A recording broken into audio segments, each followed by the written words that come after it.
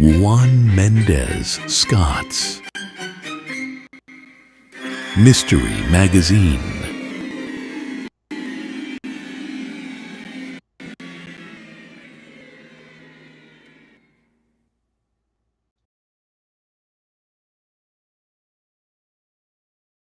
Juan Mendez Scott's The Bachelor Party.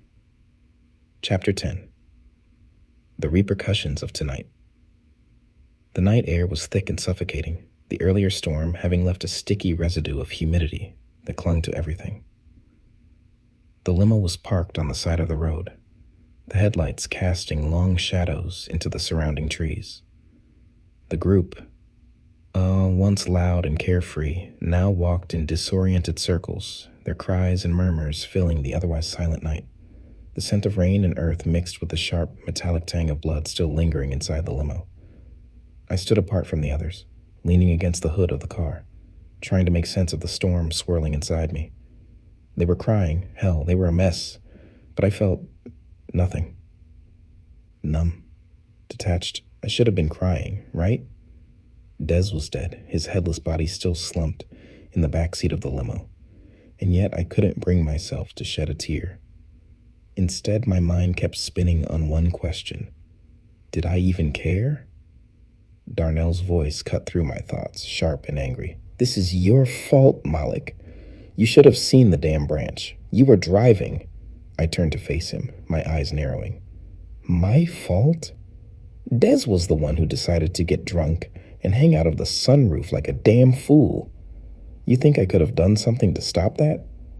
You were driving. You should have known what was up ahead, Darnell shouted, his face twisted with anger and grief. I clenched my fists, struggling to keep my composure. He shouldn't have been out of the damn car, Darnell. How the hell was I supposed to see that branch in the dark, with him waving around like a maniac? Ali, still shaking and pale, collapsed to the ground, her sobs breaking the tension between us. Marcus was pacing, running his hands through his hair, muttering to himself. Jerome was leaning against a tree, his head in his hands, trying to pull himself together. I took a deep breath, fighting the urge to snap. I had to keep it together. I couldn't afford to lose it now, not when everything was falling apart. Listen, I said, trying to keep my voice calm. We need to figure out what we're going to tell the cops. We have to be on the same page. Darnell glared at me, his eyes full of rage. You think the cops are just going to let this slide?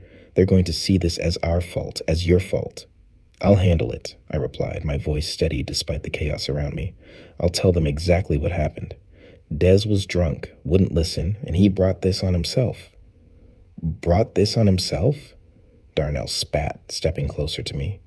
You're just going to throw him under the bus, huh? He was our friend, Malik. Yeah, and he was also the one who kept pushing, kept taunting. He made his choice, Darnell. This isn't on us. The distant sound of sirens echoed through the night, growing louder by the second. The others froze, the realization that help, and with it the police, was on the way sinking in. Jerome looked up, his face a mask of exhaustion and fear. We need to get our story straight, he said quietly. Malik's right. We can't fall apart now. As the sirens grew closer, I could see the red and blue lights flashing through the trees, casting eerie shadows on the road.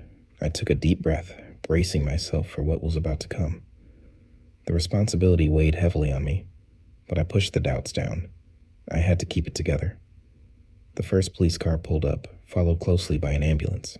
Officers stepped out, their expressions a mix of concern and wariness. One of them, a middle-aged man with a graying mustache, approached us. Evening, folks. What happened here? He asked, his tone cautious. I stepped forward, forcing myself to stay calm. Officer, there's been an accident. Desmond Thompson, he was drunk. He wouldn't stop hanging out of the sunroof, and there was nothing we could do. He hit a tree branch. The officer's eyes flicked to the limo, his expression grim as he took in the blood and the scene inside. Is everyone else okay? We're all shaken up, but we're fine, I said, keeping my voice steady. Another officer joined him, speaking quietly into his radio, likely calling for more backup. The paramedics moved quickly to the limo, but there wasn't much for them to do.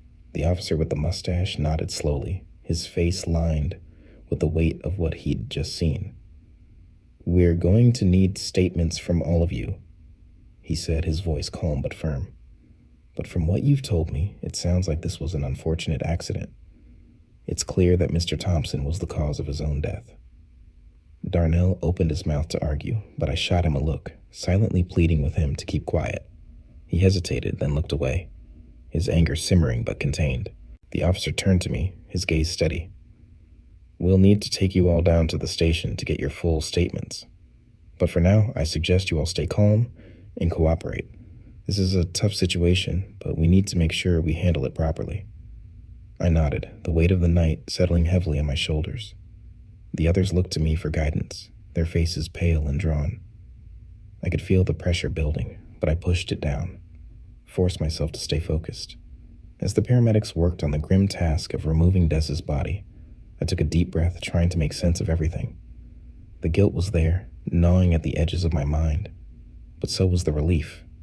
The truth was out. I'd done what I could, and the rest was in the hands of the authorities.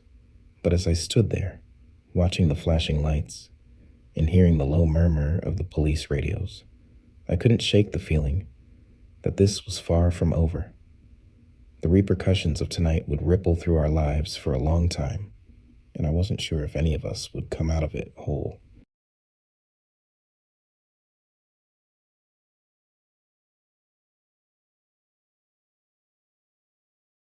On the next episode of Juan Mendez Scott's Mystery Magazine, The Bachelor Party Chapter 11, A Ghost I Couldn't Shake.